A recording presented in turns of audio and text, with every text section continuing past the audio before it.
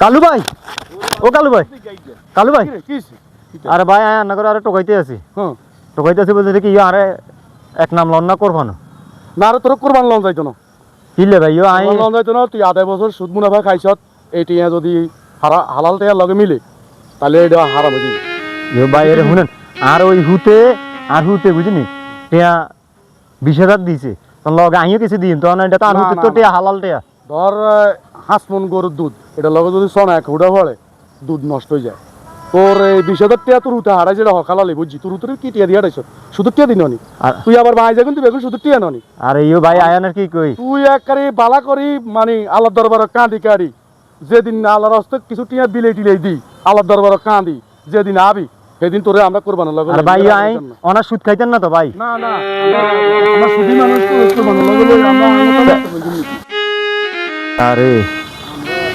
সুদ আর খাইতেন না এত গুলো গাছ আসছিলাম কত কোরবান দিতাম এখন আরো লইতো না সুদ আর খাইতে মেন এই সুদের টিয়ালা বলে জায়গা বঞ্চিত জিরবাই যাইলে বেআইনে যে ঠেলা আল্লাহ কথা কয় এই ঠেলা বেআইনে আর কি সুন্দর কান তো উঠে দি চলেন আমি বুঝি না বেআইনে মুখ খুলি কয় না আর সুদে খাইতেন না